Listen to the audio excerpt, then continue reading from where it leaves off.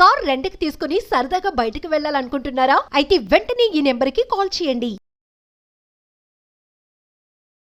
కేంద్ర ప్రభుత్వం right to education act సంబంధించి రూల్స్ని అమెండ్ చేస్తుంది. కేంద్రం నడిపించే స్కూల్స్ ఏదైతే కేంద్రీయ విద్యాలయసు, నవోదయ విద్యాలయసు, ఇతర కేంద్ర ప్రభుత్వానికి సంబంధించిన స్కూల్స్లో ఇక నుంచి డిటెన్షన్ పాలసీ తీసుకొస్తున్నారు.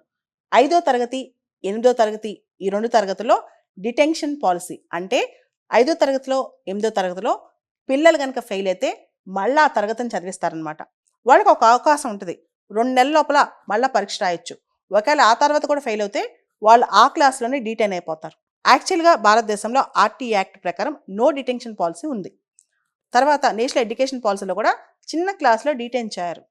అయితే ఫస్ట్ టైం 2019లో ఆర్టీ యాక్ట్కి అమెండ్మెంట్ వచ్చింది, రైట్ టు ఎడ్యుకేషన్ యాక్ట్కి. దానిలో రాష్ట్రాలు డిటెన్షన్ పాలసీ వాళ్ళు నిర్ణయం తీసుకోవచ్చు. అదేవిధంగా టీచర్స్కి సంబంధించి వాళ్ళకి టీచింగ్ యాక్టివిటీస్ కాకుండా బయట వేరే యాక్టివిటీస్ అప్పచెప్పకూడదు.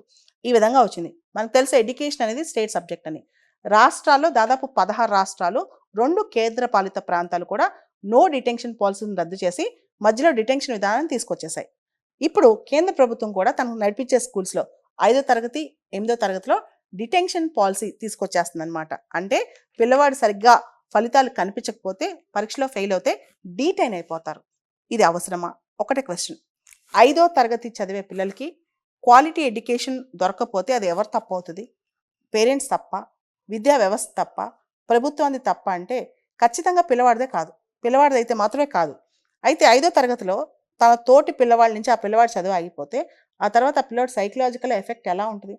అదేవిధంగా మనం గమనిస్తే 5th క్లాస్లో ఒక అబ్బాయిని ఫెయిల్ చేసేసారనుకోండి, పెద్దయ్యాక ఎంతమంది ఎక్స్పర్ట్స్ ఉన్నారు? ఉదాహరణకి రవీంద్రనాథ్ ఠాగూర్ ఉన్నారు. 5th క్లాస్ వరకు ఆయన చదివిన చాలా సబ్జెక్టులో ఫెయిల్ అంట. తర్వాత వాళ్ళ నాన్నగారు తన్ని పట్టుకొచ్చి స్కూల్కి పంపించకుండా స్పెషల్ టీచర్స్ని పెట్టి చదివిస్తే అతనికి నోబెల్ ప్రైజ్ వచ్చింది. మరి చిన్నప్పుడే మనం వాళ్ళని జడ్జ్ చేయొచ్చా? ఇది క్వశ్చన్. నేషనల్ ఎడ్యుకేషన్ పాలసీలో continuous assessment, foundational education, foundational literacy ఇవన్నీ చాలా ఇంపార్టెంట్ అనమాట. అయితే భారతదేశంలో పరిస్థితి ఏంటంటే అనేక స్కూల్స్లో పిల్లలకి నాణ్యమైన విద్య అందకపోవటం, లెర్నింగ్ పావర్టీ అనేది చాలా కనిపిస్తుంది అనమాట. అండ్ రెండో విషయం, నిజంగా చిన్నప్పుడు లెర్నింగ్ పావర్టీ ఉండి వీళ్ళు పై క్లాసులకు వెళ్ళినప్పుడు 8th క్లాస్లో, 9th క్లాస్లో, 10th క్లాస్లో వీళ్ళకి ఆ కాంపిటెన్సీ వస్తుందా? దీనికి ప్రధానమైన కారకులు ఎవరు? ఇదే పెద్ద క్వశ్చన్ అనమాట. మనం కనుక మన కొత్త education policy, national education policy 2020 చూస్తే continuous evaluation, continuous improvement, hand holding of children అనే కాన్సెప్ట్స్ వస్తాయన్నమాట. అంటే త్రూ అవుట్ అకాడమిక్స్ ఒక ఎగ్జామ్ పెట్టి అబ్బాయిని సెలెక్ట్ చేసి ఒక ఎగ్జామ్ పెట్టి పాస్ ఆ ఫెయిల్ అని డిసైడ్ చేయకుండా త్రూ అవుట్ తన అకాడమిక్ మొత్తం, అకాడమిక్ ఇయర్ మొత్తం ఏం చేస్తున్నాడు. And formative education. Formative education అంటే కొంతమంది పిల్లలకి మ్యాథ్స్, సైన్స్, సోషల్ ఇవి నచ్చకపోవచ్చు. క్లాస్ యాక్టివిటీస్, ప్రాజెక్ట్స్లో వాళ్ళు ఇంకా ఎక్కువ ఇన్వాల్వ్ అవ్వచ్చు అనమాట. దాంతోపాటు వాళ్ళకి అర్థం కాకూడదు అసెస్మెంట్ కేవలం మార్క్స్ మీద జరుగుతుందా, వాళ్ళని టీచర్ నిజంగా అసెస్ చేస్తుందా, అవేమి వాళ్ళకి పూర్తి స్థాయిలో అర్థం కాకుండానే 10-12 సంవత్సరాల పాటు, అంటే బై బర్త్ నుంచి 10 to 12 years పాటు పిల్లల అసెస్మెంట్ అనేది డిఫరెంట్గా ఉండాలి. కేవలం మనం చూసిన ఇప్పుడు సిలబస్, చూసిన సబ్జెక్టులు ఇవి వస్తే మాత్రమే కాదనమాట. అయితే ఇక్కడ 5th క్లాస్లో 5వ తరగతిలోనే పిల్లల్ని డీటైన్ చేయడం రైటా రాంగా సమాజమే ఆలోచించాలి. 8th క్లాస్ అయితే వాళ్ళకి కొంత అండర్స్టాండింగ్ లెవెల్స్ వస్తాయి, వాళ్ళకి ఆ సోపిగా కూర్చునే లెవెల్స్ వస్తాయి, ఒకవేళ డీటైన్ అయినా అర్థం చేసుకునే పరిస్థితులు వస్తాయి. మరి 5వ తరగతిలో ఎలాంటి పరిస్థితులు ఉంటాయి? దాంతోపాటు చాలా రాష్ట్ర ప్రభుత్వాలు కూడా 5వ తరగతిలో, 8వ తరగతిలో డీటైన్ చేసే పద్ధతి తీసుకొచ్చేస్తున్నాయి అనమాట. ముఖ్యంగా మనం చూస్తే ఇప్పుడున్న syllabus, CBSE syllabus, ICSE syllabus, state syllabus విపరీతంగా సిలబస్ పెరిగిపోయింది. చిన్నపిల్లల్లో అంత లెర్నింగ్ ఎబిలిటీస్ రాకుండానే, వాళ్ళకి ఆడుకోవడానికి టైం లేకుండానే వాళ్ళకి సిలబస్ అంత పెరిగిపోయింది అనమాట. రీసెంట్గా వస్తున్న రిపోర్ట్స్ ప్రకారం కూడా ఇప్పుడు ప్రథమ్ ఫౌండేషన్ వాళ్ళు ఎస్ఆర్ రిపోర్ట్ అని ఇస్తారు, యాన్యువల్ సర్వే ఆన్ ఎడ్యుకేషన్.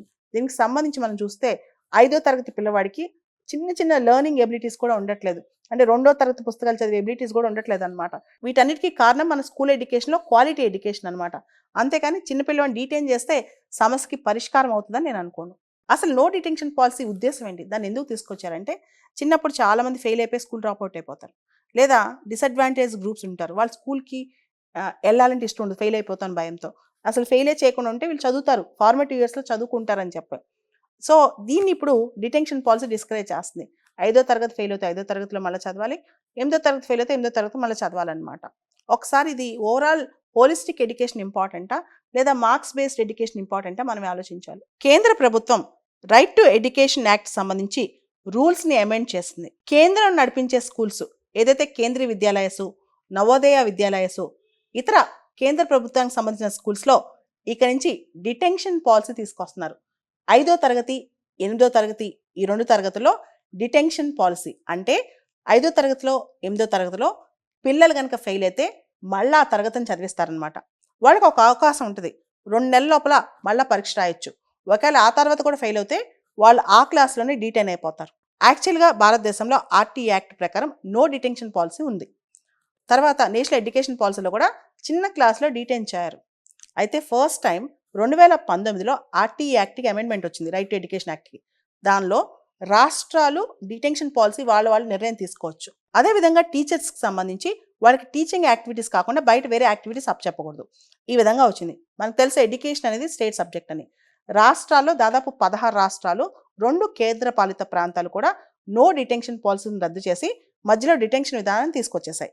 ఇప్పుడు కేంద్ర ప్రభుత్వం కూడా తనకు నడిపించే స్కూల్స్లో 5వ తరగతి 8వ తరగతిలో డిటెన్షన్ పాలసీ తీసుకొచ్చేస్తుంది అనమాట. అంటే పిల్లవాడు సరిగ్గా ఫలితాలు కనిపించకపోతే పరీక్షలో ఫెయిల్ అవుతే డీటైన్ అయిపోతారు. ఇది అవసరమా? ఒకటే క్వశ్చన్. 5వ తరగతి చదివే పిల్లలకి క్వాలిటీ ఎడ్యుకేషన్ దొరకకపోతే అది ఎవరు తప్పు అవుతుంది? పేరెంట్స్ తప్ప, విద్యా వ్యవస్థ తప్ప, ప్రభుత్వాన్ని తప్ప అంటే ఖచ్చితంగా పిల్లవాడిదే కాదు. పిల్లవాడిది అయితే మాత్రమే కాదు. అయితే 5వ తరగతిలో తన తోటి పిల్లవాళ్ళ నుంచి ఆ పిల్లవాడి చదువు ఆగిపోతే ఆ తర్వాత ఆ పిల్లవాడి సైకలాజికల్ ఎఫెక్ట్ ఎలా ఉంటుంది? అదేవిధంగా మనం గమనిస్తే 5th క్లాస్లో ఒక అబ్బాయిని ఫెయిల్ చేసేసారనుకోండి, పెద్దాక ఎంతమంది ఎక్స్పర్ట్స్ ఉన్నారు? ఉదాహరణకి రవీంద్రనాథ్ ఠాగూర్ ఉన్నారు. 5th క్లాస్ వరకు ఆయన చదివిన చాలా సబ్జెక్టులో ఫెయిల్ అంట. తర్వాత వాళ్ళ నాన్నగారు దాన్ని పట్టుకొచ్చి స్కూల్కి పంపించకుండా స్పెషల్ టీచర్స్ని పెట్టి చదివిస్తే అతనికి నోబెల్ ప్రైజ్ వచ్చింది. మరి చిన్నప్పుడే మనం వాళ్ళని జడ్జ్ చేయొచ్చా? ఇది క్వశ్చన్.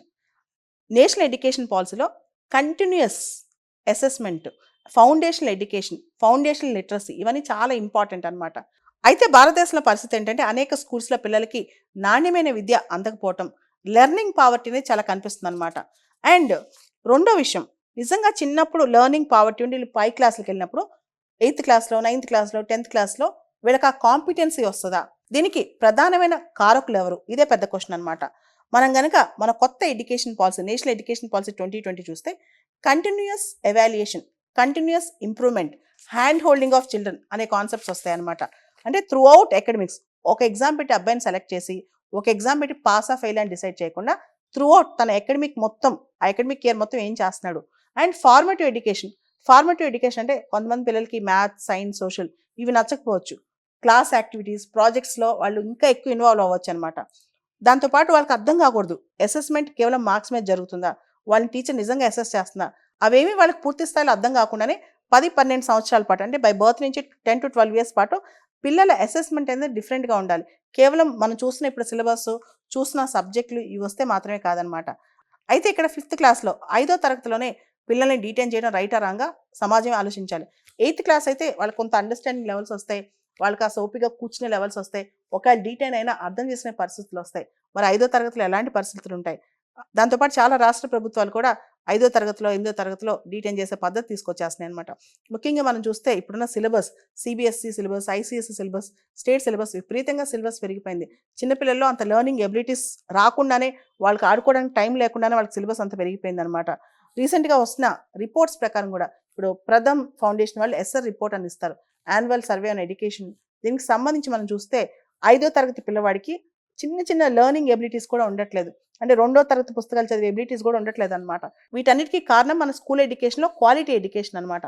అంతేకాని చిన్నపిల్లవాడిని డీటైన్ చేస్తే సమస్యకి పరిష్కారం అవుతుందని నేను అనుకోను.